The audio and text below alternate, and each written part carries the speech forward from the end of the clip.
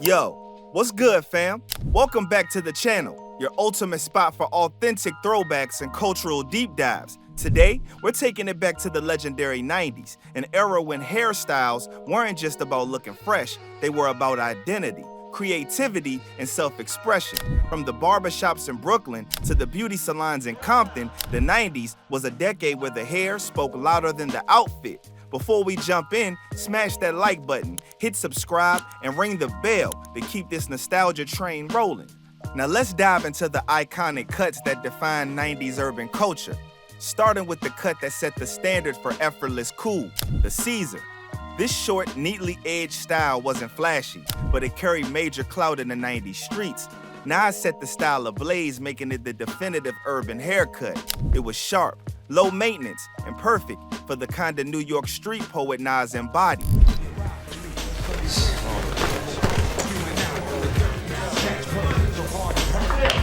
Rappers kept their Caesars tight and lined, adding their own touch of flavor. The Caesar said, "I don't need to be loud to be lethal."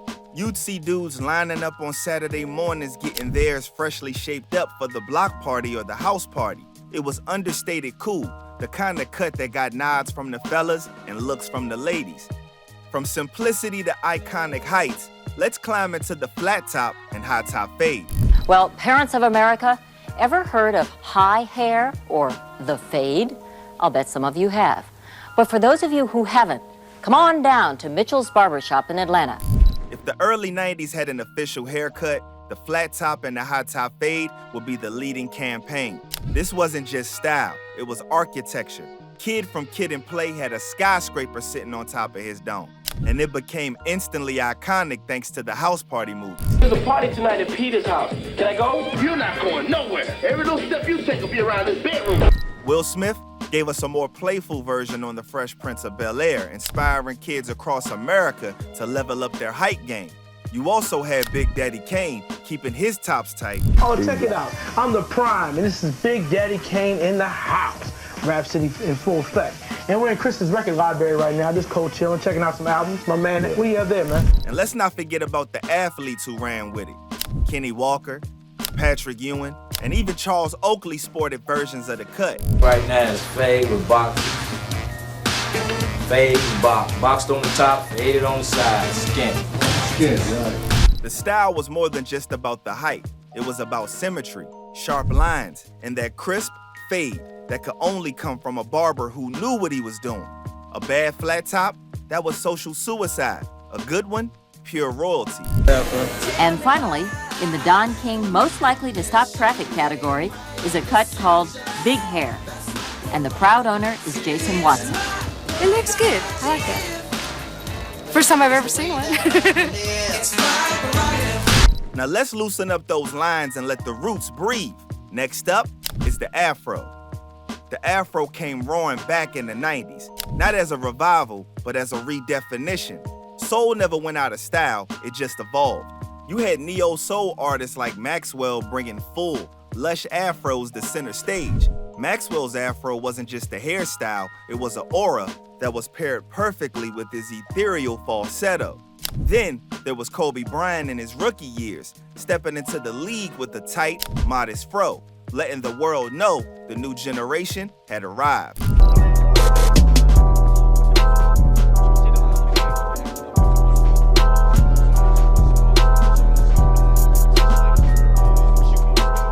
Snoop definitely represented for the fro early on in the game. Him and Bone Thugs and Harmony are probably the Afro MVPs of the 90s if we keeping it a buck. Long introduction to the G-Funk era. Every day of my life I take a glimpse in the mirror and I see little G's trying to be like me. Ever since I put it. The Afro represented pride, self-love, and an open rejection of European beauty standards. It said, "I'm natural, I'm rooted, and I'm powerful." Speaking of roots, let's get into one of the most detailed, storied hairstyles of the decade, cornrows. Allen Iverson didn't just wear cornrows, he baptized them into the pop culture. The NBA had never seen anything like it.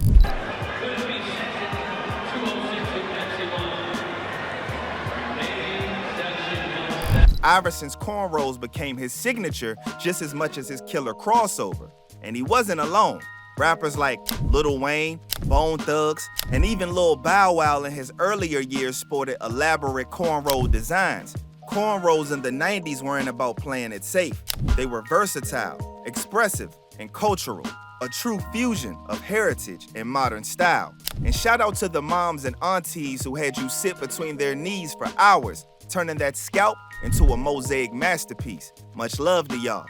But yo, from intricate roots to no roots at all, let's reflect on the Baldy. Clean, smooth, and commanding. Michael Jordan didn't just change basketball, he changed barber culture. When he shaved it all off, MJ made the Baldy the most dominant cut on the planet.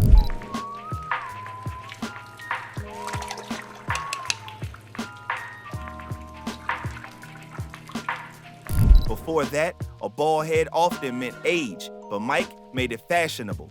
Brothers who were thinning didn't have to hide it, they embraced it. Then, enter Onyx, the brothers who brought you the international smash hit, Slam. Their impact on hip-hop when they first dropped wasn't solely about the music. It was all about their image, and the Baldy was their calling card, for sure. I think Onyx made it popular. I think so too. I think Onyx was the first one to really come out with a bald head. Right. Yeah. Then you got Tupac, who rocked a tight Baldy with unmatched confidence. Pairing it with bandanas and that don't mess with me stare, that Baldy gave you strength, maturity, and presence. And if you paired it with the right amount of facial hair, they was on you, yo.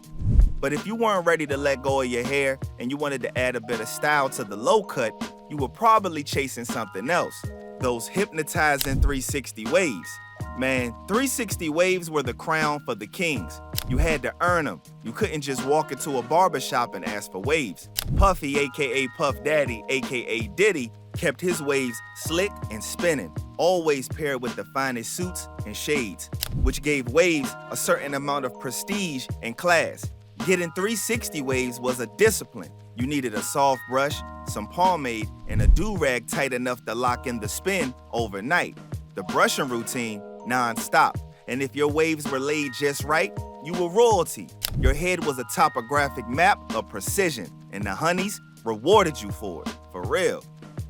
Now, if you were into length and low-key flair, we could talk about plaits and braids. Let's get to that. Snoop Dogg had the whole game on lock. From Doggy Style onward, his signature plaits were a part of his identity. Laid back, Long Beach cool with that twist of gangster. Coolio brought something a little wilder with his spider leg braids defying gravity during his Gangsta's Paradise prime. Even Criss Cross put their stamp on the plait craze quite early in the 90s, ushering a new era for the new generation.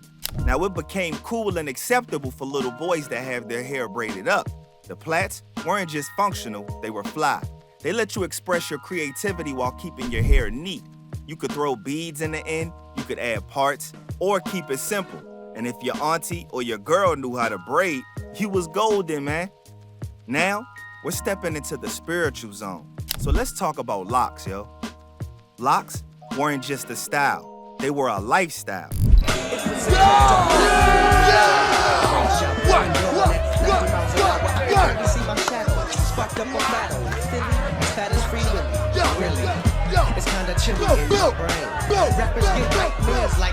Busta Rhymes rocked the thick, powerful locks that bounced around as hard as his beats.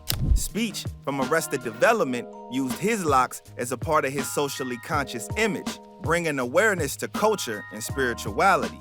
Even Lauryn Hill by the late 90s was fully locked up, symbolizing the soul of her sound and her connection to Black identity. Locks take time. They require patience, maintenance, and pride. In the 90s, they were a visual journey, a reflection of growth, struggle, and power. Whether they were freeform or meticulously twisted, locks showed you were grounded in something deeper than just the latest trend. At least back then, because now, oh boy. Now, it's time to get a little funky. You didn't think we'd leave out mentioning the wild card of the 90s hair, right? Right? Well, let's get to it, man. Let's talk about the rat tail. This one was polarizing. Either you loved it or you roasted your cousin for having one. The rat tail was the lone strand of rebellion. Kids all over the United States were rocking these like it was nobody's business. But it wasn't quite mainstream. It sure was memorable though. Some folks added beads to it. Others dyed it. It said, "I'm not like the rest of y'all." It was bold, bizarre, and totally 90s, man. And there it is, y'all. The definitive rundown of the 90s urban haircuts that shaped a generation. From sharp Caesars to bold flat tops, from silky waves to spiritual locks. These weren't just styles, they were statements. They told the world where you were from, what you stood for, and who you aspired to be. If you felt that nostalgia, drop a comment with your favorite 90s haircut or the one that you rocked yourself. Make sure that you hit that like button and subscribe to the channel. And ring that bell so you don't miss the next cultural throwback. Until next time, keep it fresh, keep it true, and remember, if your life is growing all wild and untamed, trim it and shape it up. Now stay sharp and clean, my boy. Peace.